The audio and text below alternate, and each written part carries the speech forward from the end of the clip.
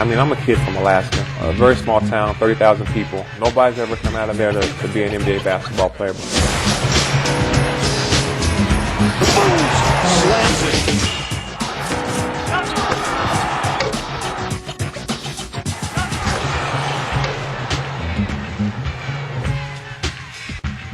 I was born in Schaffenburg, Germany. My dad was in the military.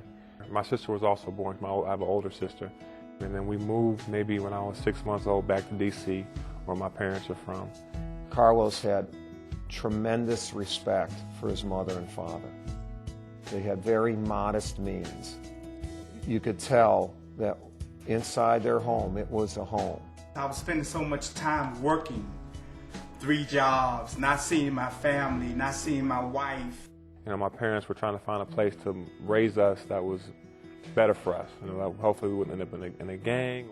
You know, I remember the nights where we would have, like, you know, bologna and one slice of bread, and that was dinner.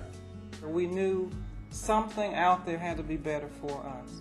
We just didn't know where we were going to go. We had already got out of our apartment and we were ready to go somewhere. And he woke me up and he said, "Renee," he said, "what do you feel about Alaska?" So we got the kids up 5 o'clock in the morning on a Sunday. They didn't know what was going on, but they knew there was going to be a change. And we told them, this is going to help our family get better.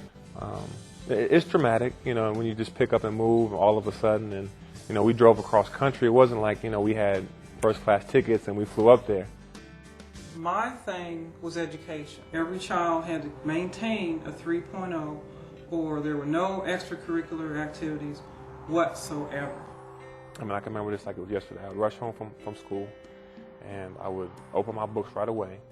I would try to knock out as much homework as I could so that when my mom got home from work at about 5:30 or so, she could check it. And then when she checked it, if it looked good, if it was correct, I can go play basketball. I can go work on my game. It's very different in Alaska. Like, we had about 30,000 people in the town. And I mean, not only did I know you, but Bill, I would know your dog's name. That's how close we were as a community. Yeah, my high school coach was terrific. His name was George Houston. I had heard about him, and I went out and watched a middle school game out at DZ Middle School, where he stood out in my mind as one that had a tremendous amount of potential. Lob to Boozer again, this time just off his fingertips. You know, he would always tell me, like, for us to be good, it was up to you. And that was the first time that really clicked for me at an early age. You know, for our team to be good, you had to play very, very well. And you could see he was going to develop. I had no idea he was going to develop into the player that he has. Every day, my father and I, after my homework was finished, we would go to an elementary school that was maybe about 20 minutes away from where we lived at. It was called Auk Bay Elementary School. A basketball court. If it rained, sleet, snow, you could always play basketball. He told me he wanted to be a ball player. I said, it takes a lot of work if you want to be a ball player. I'll get you there, but you got to do the work. We had these things called strength shoes that was part of my conditioning. I would do suicides with these shoes that had like a platform on them that would build up my calves and my hamstrings and my quads.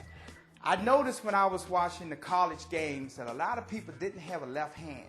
So I took a big bill, because back then Carlos was real skinny, and I would tie his right hand down. And we would dribble to the basket with his left hand and shoot it with his left hand until he got really, really strong with his left hand. Boozer wide open, left hand went right to left, the bucket and a foul shot to come. What a beautiful play here. By my junior year, we had 3 barrels full of letters, and they were just overflowing. I narrowed it down to St. John, Coach Lavin, Steve Lavin at UCLA, and Coach K at Duke. You know, those 3 made the biggest impression on me. And obviously, I went to Duke. Carlos with his teammates was sensational, and still is.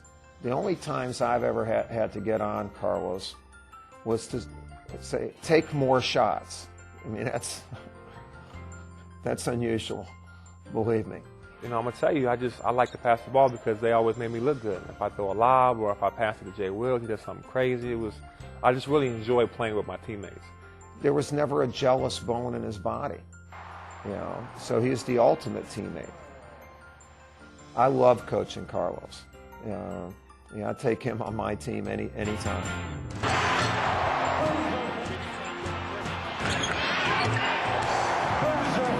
We just had a blast. I do. We won. We played games. We worked hard. We won a championship. It was everything any kid that wanted to go to college to play basketball could dream of, and it's how that was for me. I was really excited for my teammates. You know, I saw Jay Will go number 2 behind Yao Ming, and I saw Mike Dunleavy go number 3, and I was so excited for them. I was watching, I was clapping, I was calling them on their cell phone, blowing them up. As the teams kept going, you know, 4, 5, 6, 7, 8, 9, 10, 11, as it keeps going, I'm like, you know, when am I getting picked? Next thing you know, I look up and we're in the second round. 35 comes up, and this is the 2002 draft, and my name got called. And at that time, it wasn't necessarily overexcited to get picked. It was overexcited that I didn't not get picked.